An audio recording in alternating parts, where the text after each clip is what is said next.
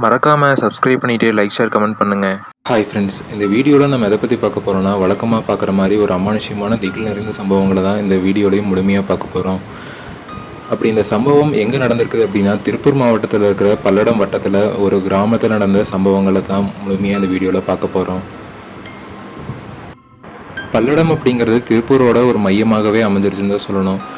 முன்னாடி காலகட்டத்தை விட இப்போ இருக்கிற காலகட்டத்தில் பல்லடம் தான் திருப்பூர்லேயே முக்கியமான பகுதியாகவும் கருதப்படுது. இந்த சம்பவம் கிட்டத்தட்ட 50 வருடங்களாக தொடர்ந்துட்டே இருக்குதுன்னு சொன்னால் என்னாலேயே நம்ப முடியல. அப்படி என்னதான் நடந்திருக்குது அப்படின்னா, பல்லடத்துலேயே ஒரு முக்கியமான ஒரு பகுதியில் இருக்கிற ஒரு ஊரில் தான் இந்த மொத்த சம்பவங்களும் நடந்திருக்குது. கிட்டத்தட்ட ஒரு 50 வருடங்களாகவே அந்த ஊருக்குள்ளே இந்த ஒரு அமானுஷ்யமான மரணங்கள் தொடர்ந்து நடந்துட்டு இருக்குதுன்னு சொன்னதை என்னாலையும் சுத்தமாக நம்பவே முடியல. ஆனால் இது எல்லாத்தையும் நம்ப வைக்கிற மாதிரி பல சம்பவங்கள் அந்த ஊருக்குள்ளேயும் நடந்திருக்கு. ஊரு ஒரு பெரிய ஊரெல்லாம் கிடையாது, ஒரு சின்ன குக்கிராமம் தான். அது மட்டும் இல்லாமல் அந்த ஊரில் புது ஆட்கள் பெருசாக தங்குறதில்ல. அந்த ஊர்லேயே வழியே வாழ்ந்துட்டு இருக்கிற மக்கள் மட்டும்தான் அந்த ஊரில் வாழ்ந்துட்டு வந்துட்டு இருக்கிறாங்க. இப்படி போயிட்டு இருக்கிற சமயத்தில் தான் அடிக்கடி அந்த ஊருக்குள்ள பல துர்மரணங்கள் ஏற்பட ஆரம்பிக்குது. அப்படி எப்படி மரணம் ஏற்படுது அப்படின்னா, எல்லாருமே தூக்குமாட்டி இறக்கிறத வழக்கமாக வச்சுட்டு இருந்திருக்கிறாங்க. இந்த சம்பவம் நடக்கவே அந்த ஊருக்குள்ள இருக்கிறவங்க எல்லாத்துக்குமே சில சந்தேகங்களும் வர ஆரம்பிக்குது. ஆனால் ஸ்டார்டிங்கில் ஒருத்தர் 2 பேர் அப்படி இறக்கும்போது சரி குடும்ப பிரச்சனை இதனால தான் இப்படி இறக்குறாங்க அப்படின்னு நினச்சிட்டு இவங்க எல்லாருமே அசால்ட்டாக விட்டுடுறாங்க. ஆனால் போக போக தான் தெரியுது, என்னதான் குடும்ப பிரச்சனைகள் என்னதான் பிரச்சனை இருந்தாலுமே ஆனால் ஒரு இறக்குறதுக்கு அப்படிங்கிற ஒரு மெத்தட் பார்த்தீங்க அப்படின்னா எல்லாமே தூக்குமாட்டி இறக்குறத தான் ஃபாலோ பண்ணிட்டு இருந்திருக்கிறாங்க. 30-40 வருஷத்துக்கு முன்னாடி எல்லாம் நம்ம வீட்டில் சண்டை நடக்குது அப்படின்னாலுமே ஒரு சின்ன பிரச்சனையிலேருந்து பெரிய பிரச்சனை வரைக்கும் நம்ம வீட்டுக்குள்ளேயே வச்சு பேசி தீர்த்துக்கிறது தான் வழக்கமாக இருந்துட்டு இருந்திருக்குது. அதே மாதிரி அந்த ஊருக்குள்ளேயும் ஒரு பிரபலமான நபர் இருந்துட்டு இருக்கிறாரு. அது மட்டும் இல்லாமல் அவர் ஒரு ட்ரிங்க் அடிக்டாகவும் இருந்திருக்கிறாரு. இது மட்டும் இல்லாமல் தினமும் தண்ணி அடிச்சுட்டு வீட்டில் சண்டை போடுறதையும் வழக்கம் வச்சுட்டு இருந்திருக்கிறாரு. இப்படி போயிட்டு இருக்கிற டைமில் ஒரு நாள் வழக்கம் போல் தண்ணி அடிச்சுட்டு வீட்டில் விடிய சண்டையும் போயிட்டு இருந்திருக்குது. இதுக்கப்புறமா அவங்களும் போய் படுத்துடுறாங்க. இந்த நபரும் 1 மணி 2 மணிக்கும் போது அவருக்குன்னே தனியாக இருக்கிற ஒரு ரூமில் போய் தண்ணி அடிச்சுட்டு மறுபடியும் படுத்து தூங்கிடுறாரு. வீட்டில் இருக்கிறவங்கலாம் வழக்கம் போல் காலையில் நேரமாக எழுந்திரிச்சு வேலைக்கு போகிறவங்க வேலைக்கு போயிட்டு அவங்க வேலையை செஞ்சுட்டு இருக்கிறாங்க. ஆனால் இந்த நபர் தண்ணி அடித்தார் அப்படின்னா காலையில் ஒரு 10-12 மணி வரைக்கும் தூங்குவார்னு சொல்லப்படுது. ஆனால் அன்றைக்கி மத்தியானம் ஒரு 2-3 மணி ஆகிற வரைக்குமே அந்த ஆள் வெளியே வரலின்னு. இதுக்கப்புறம் என்ன ஆச்சுன்னு சொல்லி அந்த வீட்டில் இருக்கிறவங்களும் உள்ளே போய் பார்க்கும்போது தான் அந்த ஆள் விட்டத்தில் தூக்குமாட்டி தொங்கிட்டு இருக்கிறத வீட்டில் இருக்கிறவங்க எல்லாருமே பார்த்துட்டு ரொம்ப அதிர்ச்சி அடைஞ்சிட்டாங்க. என்னதான் சண்டையாக இருந்தாலும் எந்த பிரச்சனையாக இருந்தாலும் இந்த ஆள் இந்த முடிவுக்கு போகிற ஆள் இல்லையே அப்படின்னு சொல்லிட்டு எல்லாரும் ஆச்சரியத்தோடையும் கலங்கியும் பார்த்துட்டு இருக்கிறாங்க.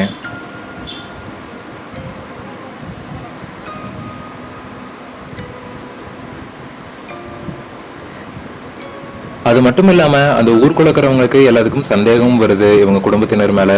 ஒருவேளை இவங்க தான் ஏதோ ஒன்று பண்ணிட்டாங்களோ, இவர் தினமும் தண்ணி அடிச்சுட்டு சண்டை கட்டுறதுனால இவங்க தான் ஏதோ ஒன்று பண்ணிட்டாங்களோ என்னமோன்னு இதனால ஊர் மக்களும் இவங்கள ஒரு சந்தேகத்தோடய பார்க்க ஆரம்பிக்கிறாங்க. அது மட்டும் இல்லாமல் இவங்க தான் இந்த நபரை கொலை பண்ணிட்டாங்க அப்படின்னு சொல்லி ஒரு வதந்தியும் அந்த ஊர் ஃபுல்லாக பரவிட்டு இருக்குது. இதனால ரொம்ப மன உளைச்சலுக்கு ஆளான அந்த நபரின் மனைவியும் குடும்பத்தினரும் அந்த ஊரை விட்டே வெளியே போயிட்டாங்க. இப்படி போயிட்டு இருக்கிற டைம்ல அந்த ஆள் இறந்து ஒரு 10 நாள் கழிச்சு அந்த ஊருக்குள்ள இன்னொரு அமானுஷ்யமான சம்பவங்கள் நடக்க ஆரம்பிக்குது. சேம் இந்த நபர் எப்படி இறந்தாரோ அதே மாதிரி அந்த ஊருக்குள்ள இருக்கிற இன்னொரு ஆளும் இவர் இறந்த மாதிரியே விட்டத்துல தூக்குமாட்டி தொங்கி இருக்கிறாரு. இதை பார்த்த அந்த குடும்பத்தினரும் சரி அந்த ஊர் மக்களுக்கும் சரி மிகவும் குழப்பமாகவும் இருக்குது. அதே சமயம் அந்த ஊர் மக்கள் மறுபடியும் என்ன பேசுறாங்க அப்படின்னா, இந்த குடும்பத்தார் தான் இந்த நபருக்கு ஏதோ கலந்து கொடுத்து கொலை பண்ணிட்டாங்கன்னு சொல்லி அந்த குடும்பத்தினர் எப்படி பேசுனாங்களோ அதே மாதிரி இவங்களும் பேச ஆரம்பிக்கிறாங்க. இதனால மன உடைஞ்சு போன இந்த குடும்பத்தினரும் அந்த ஊரை விட்டு வெளியே போயிடுறாங்க. ஆனா இது எல்லாமே தப்புங்கிற வகையில அந்த ஊர் மக்களையே ஆட்டி படைக்குது அமானுஷி ஆட்டங்கள். அப்படி என்ன நடந்திருக்குது அப்படின்னா, இவங்க 2 பேருமாவது தண்ணி அடிக்கிற பழக்கத்தினால ஏதோ ஒன்று சண்டை கட்டிட்டு ஏதோ ஒரு கலந்து கொடுத்து இறந்துட்டாங்க அப்படிங்கிற மாதிரி மக்கள் எடுத்துக்கிட்டாலும் இது எதுக்குமே சம்மந்தம் இல்லாமல் ஒரு சின்ன பையன், வாலிப பையன், நார்மலாக அந்த ஊருக்குள்ளே நல்லா துருதுருன்னு ஆடிட்டு இருக்கிற பையன் தூக்கில் தொங்குனது இவங்க எல்லாத்துக்குமே மிகவும் ஆச்சரியமூட்டும் வகையிலையும் அமானுஷியம் கலந்த வகையிலையும் இருந்தது. இதுக்கப்புறம் தான் அந்த ஊர் மக்கள் இதில் ஏதோ வேற விஷயம் இருக்குது, இது வந்து நார்மலான விஷயம் இல்லை, நம்ம இது வரைக்கும் ஏதோ தப்பாக பேசி தப்பான ஒரு முடிவு எடுத்து தப்பான ஒரு முடிவில் இருந்துட்டோம் அப்படின்னு சொல்லிட்டு அந்த ஊர் மக்கள் எல்லாமே அவங்களோட தப்பை புரிஞ்சுக்கிட்டு அடுத்து என்ன பண்ணலான்னு யோசிக்கிறாங்க. இவங்க அப்படி யோசிச்சுட்டு இருக்கும்போதே அடுத்து என்ன பண்ணலாம் எது பண்ணலான்னு ஊருக்குள்ள இருக்கிற எல்லா மக்களையும் கூப்பிட்டு என்ன பண்ணலாம், ஏதாவது பரிகாரம் ஏதாவது இருக்குதா என்னன்னு சொல்லி பார்க்கலாமா அப்படின்னு சொல்லவும், ஊருக்குள்ள இருக்கிற சிலர் என்னங்கிறாங்கன்னா, இந்த 3 பேர் இறந்ததை வச்சு நீங்க ஏன் அமானுஷ்யம் அப்படி இப்படின்னு சொல்லி பேய் மேலாம் நீங்க பழி போடுறீங்க, விட்டா வந்து பேய் தான் வேலை பண்ணுதுன்னு சொல்லி நீங்க எல்லாத்தையும் பயமுறுத்துவீங்களாட்டு இருக்குது, அதெல்லாம் ஒன்றும் இல்லை அப்படின்னு சொல்லி இந்த மக்களுக்கு ஆறுதல் சொல்லிட்டு அடுத்த வேலை பாருங்கன்னு சொல்லிட்டு அவங்களும் அசால்ட்டாக விட்டுடுறாங்க. ஆனால் இதெல்லாம் தப்புன்னு சொல்லி நிரூபிக்கிற வகையில் அடுத்தடுத்த நாட்களில் அந்த ஊருக்குள் நடந்த அமானுஷ்ய விஷயங்கள் தான் அவங்க எல்லாத்தையுமே இன்னைக்கு வரை காட்டி படைச்சிட்டு இருக்குது. இவங்க இப்படி இதை அசால்ட்டை விட்டுட்டு அவங்க வேலைகளை பார்த்துட்டு இருக்கும்போது சரியாக இவர் இறந்து இன்னொரு 15 நாள் கழிச்சு அந்த ஊருக்குள்ளேயே இருக்கிற ஒரு இளம் பெண் சூசைட் பண்ணிடுறாங்க. அதுவும் எப்படி அப்படின்னா இவங்க 2 பேரும் இறந்த மாதிரி அதே மாதிரி தூக்கில் தொங்கி தான் இறந்துருக்காங்க. இதுக்கப்புறமா இதெல்லாம் ஒரு விஷயம்னு சொல்லி நீங்கள் ஆளுங்களெல்லாம் கூப்பிட்டு வச்சு பொதுக்கூட்டமெல்லாம் நடத்துறீங்களா அப்படின்னு சொல்லிட்டு அசால்ட்டாக பேசிட்டு போன ஊர் மக்களும் இங்கே வந்து நின்று பார்த்துட்டு இருக்கிறாங்க. அப்படி பார்க்கும்போது அவங்களோட ஈரக்குலையே நடுங்கி போச்சுன்னு தான் சொல்லணும். அது மட்டும் இல்லாமல் இந்த பொண்ணு துருதுருன்னு விளையாண்டுருப்பாங்க, அந்த பொண்ணுக்கு வந்து எந்த பிரச்சனையுமே இல்லை, ஆனால் வயசும் ரொம்ப சின்ன வயசு தான். இந்த பொண்ணு எதுக்கு இப்படி பண்ணிருச்சு அப்படின்னு சொல்லிட்டு எல்லாரும் என்ன பண்ணுறதுனே தெரியாமல் முழிச்சிட்டு இருக்கிறாங்க. இதுக்கப்புறமா அந்த பொண்ணை வந்து அடக்கம் பண்ணிட்டு வந்ததுக்கு அப்புறமா அந்த ஊருக்குள்ள இருக்கிற பாசிட்டிவ் வைபே போய் ஒரு நெகட்டிவ் வைப் சுத்துற மாதிரி இவங்க எல்லாத்துக்குமே ஒரு ஃபீல் ஆகுது. அந்த ஊருக்குள்ள தீய சக்திகள் எல்லாம் நிலவர மாதிரி இவங்களுக்கெல்லாம் ஃபீல் ஆகுது. அதனாலயே பார்த்தோம் அப்படின்னா இந்த ஊருக்கு வரக்கு 2 வழி இருக்குது. ஒன்று சுடுகாட்டு வழி பாதை, அதுக்கப்புறம் இன்னொன்று பார்த்தோம்னா மெயின் பஜார்லேருந்து வர மாதிரி ஒரு பாதை இருந்திருக்குது. இந்த மக்கள் எல்லாம் என்ன நினைச்சாங்க அப்படின்னா, ஒருவேளை அந்த வழியா வரதுனாலதான் ஏதோ ஒரு ஆபத்து இருக்கும் போல, அதனால வந்து அந்த வழியே போக வேண்டாம்னு சொல்லி அந்த வழியை அடைச்சு அந்த பக்கம் போறதே தவிர்த்திருக்கிறாங்க. இதுக்கப்புறமும் இந்த விஷயங்கள் எல்லாம் ஊருக்குள்ள நடக்கிறது நின்னுச்சா அப்படின்னா அதுதான் இல்லை. இதுக்கப்புறமா அந்த ஊருக்குள்ள தலைமையில இருக்கிற ஆட்கள் எல்லாருமே இதுக்கு என்ன வழிதான் சொல்லி போய் பார்ப்போம்னு ஒரு ஜோதிடர்கிட்ட போய் கேட்க ஆரம்பிக்கிறாங்க. அந்த ஜோதிடர் இதுக்கு வேற வழியே இல்லைன்னு சொல்லி கையை விரிச்சிடுறாரு. அது என்னன்னு சொல்லி காரணமாக சொல்லுங்க அப்படின்னு கேட்டாலும் அந்த ஜோதிடர் சொல்ற மாதிரி இல்லை. இதுக்கப்புறமா என்னதான் இருக்குது, இந்த ஜோதிடர் வந்து வழக்கமாக நம்ம வந்து கேட்குற ஜோதிடர் தான், இவர் எதுவுமே சொல்ல மாட்டேங்கிறாருன்னு சொல்லிட்டு என்ன பண்ணுறதுன்னு தெரியாமல் அந்த ஊருக்கு போய் எப்படி நம்ம ஜனங்களெல்லாம் பார்க்க போகிறோன்னு தெரியாமல் இவங்க எல்லாருமே அந்த ஊருக்கும் அந்த ஜோதிடரோட வீட்டுக்கும் சென்ட்ரலையே உட்காந்துருக்குறாங்க. அப்படி உட்காந்துருக்கும் போது இவங்களுக்கு தெரிஞ்ச ஒரு நபர் வண்டியில வந்திருக்காரு. அப்படி வண்டியில வந்தவரை இவங்களும் பார்த்துட்டு ஏன்பா நல்லா இருக்கிறீங்களா என்ன ஏதுன்னு கேட்டுட்டு இருக்கும்போது அந்த நபரும் இவங்க ஊருக்குள்ள நடக்கிற அமானுஷ்ய விஷயங்களை எல்லாத்தையும் பத்தி விசாரிக்க ஆரம்பிக்கிறாரு. இவங்களும் ஆமாப்பா, ஸ்டார்டிங்ல வந்து நாங்களும் அசால்ட்டா விட்டுட்டோம், ஆனா இப்போ வந்து அதுக்கு வேற ஏதோ காரணம் இருக்கு, நாங்களும் சுத்தாத இடம் இல்லை, ஆனா யாருமே வந்து எதுவும் விஷயமே வெளியே சொல்ல மாட்டேங்கிறாங்க, என்ன காரணம்னு சொன்னாங்கன்னா கூட நாங்கள் வந்து ஒரு காரணம் இருக்குது அப்படின்னு சொல்லிட்டு நாங்கள் விட்டுருவோம், ஆனால் யாருமே எதுவும் சொல்ல மாட்டேங்கிறாங்க, ஆனால் பிரச்சனை இல்லைங்கிறதையும் சொல்ல மாட்டேங்கிறாங்க, இது என்ன தெரியலன்னு சொல்லி அவர்கிட்ட பேசிட்டு இருக்கும்போது தான் அந்த நபர், இன்னொரு ஜோதிடர் வந்து இருக்கிறாரு, அவரோட வீட்டுக்கு போங்க, அவங்க வீட்டுக்கு போய் நடக்கிற விஷயத்தெல்லாம் சொல்லுங்க, அவளை பார்த்தாலே போதும், அவர் வாயாலேயே உங்களுக்கு இருக்கிற எல்லா பிரச்சனையும் சொல்லிடுவாரு, நீங்கள் போங்கன்னு சொல்லி அந்த நபரை தாட்டி விடுறாரு. இதுக்கப்புறமா வேற வழி இல்லாம இவர் கொடுத்த நம்பிக்கையில அந்த நபர்களும் அந்த ஜோதிடரை பார்க்க போறாங்க.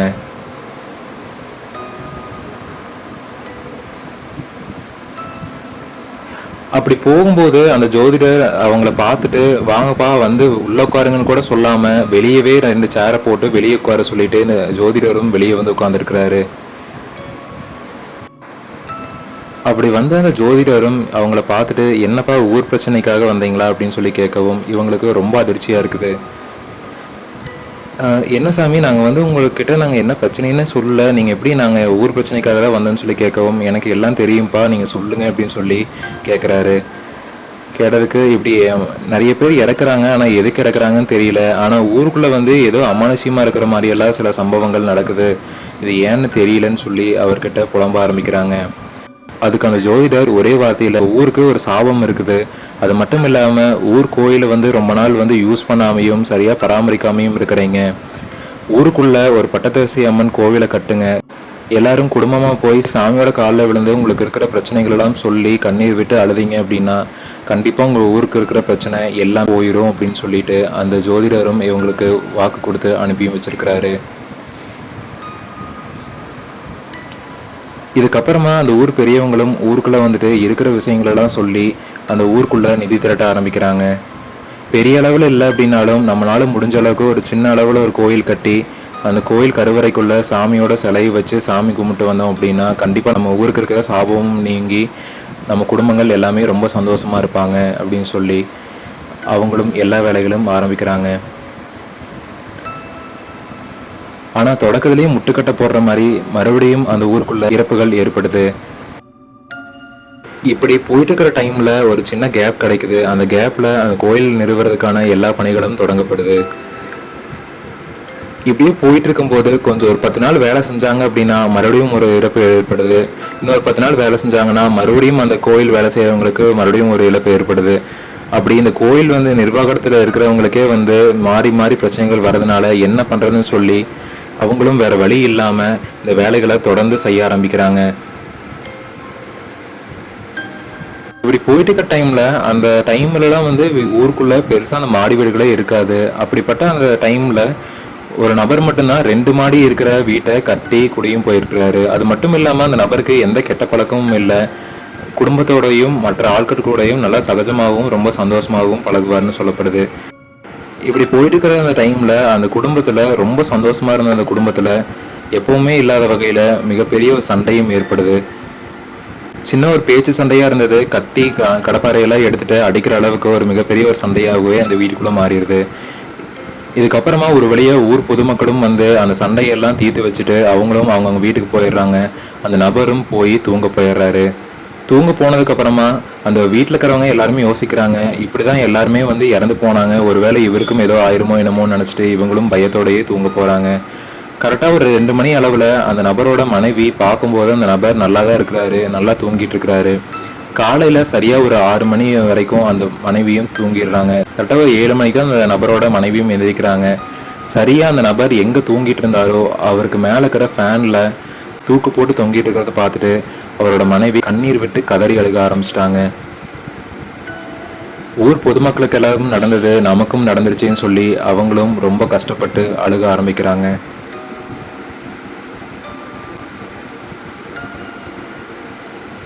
இப்படி போயிட்டு இருக்கிற டைம்ல கோயிலோட பணிகள் எல்லாமே முழுமையா நிறைவடைஞ்சு கோயில் சாடுறதுக்கு ரெடியா இருக்கும்போது அந்த ஊருக்குள்ள மறுபடியும் ஒரு அமானுஷ்யமான சம்பவம் நடந்திருக்குது.